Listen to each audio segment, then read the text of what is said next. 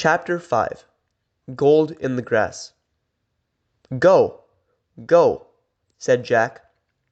He threw his notebook into his pack. He pushed Annie toward the rope ladder. "Bye, Henry," she said. "Go," said Jack. He gave Annie a big push.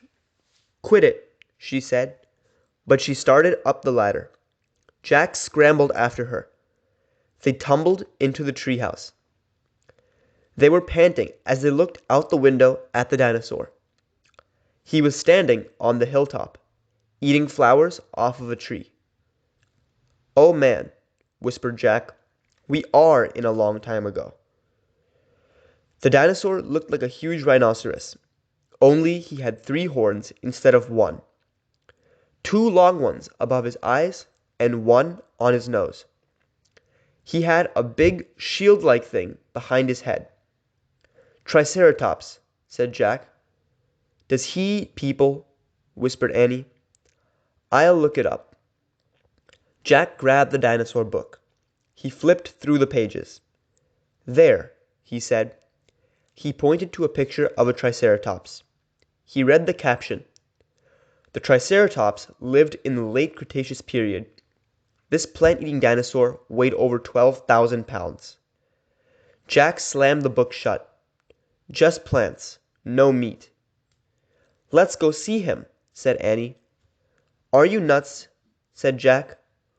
"Don't you want to take notes about him?" asked Annie. "We are probably the first people in the whole world to ever see a real live Triceratops." Jack sighed.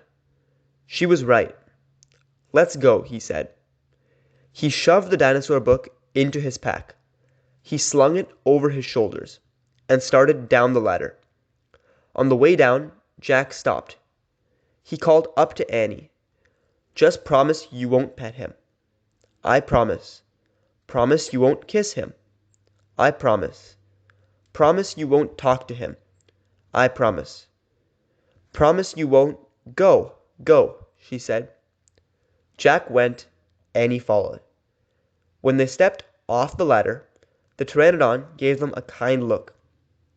Annie blew a kiss at him. "Be back soon, Henry," she said cheerfully. "Shh," said Jack, and he led the way through the ferns, slowly and carefully. When he reached the bottom of the hill, he kneeled behind a fat bush. Annie knelt beside him and started to speak. "Shh." Jack put his finger to his lips. Annie made a face. Jack peeked out at the Triceratops. The dinosaur was incredibly big, bigger than a truck. He was eating the flowers off a magnolia tree. Jack slipped his notebook out of his pack. He wrote, "Eats flowers." Annie nudged him. Jack ignored her. He studied the Triceratops again. He wrote, "Eats slowly." Annie nudged him hard. Jack looked at her. Annie pointed to herself. She walked her fingers through the air. She pointed to the dinosaur. She smiled.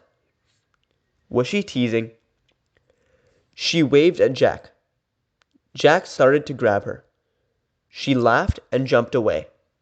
She fell into the grass, in full view of the Triceratops. "Get back," whispered Jack. Too late. The big dinosaur had spotted Annie. He gazed down at her from the hilltop. Half of a magnolia flower was sticking out of his mouth. "Oops," said Annie. "Get back," Jack shouted at her. "He looks nice, Jack." "Nice? Watch out for his horns, Annie." "No, he's nice, Jack." "Nice?" But the Triceratops just gazed calmly down at Annie. Then he turned and loped away, down the side of the hill. "Bye," said Annie. She turned back to Jack. "See?" Jack grunted, but he wrote in his notebook, "Nice." "Come on, let's look around some more," said Annie. As Jack started after Annie, he saw something glittering in the tall grass. He reached out and picked it up. A medallion. A gold medallion. A letter was engraved on the medallion. A fancy M. "Oh, man, someone came here before us," Jack said softly.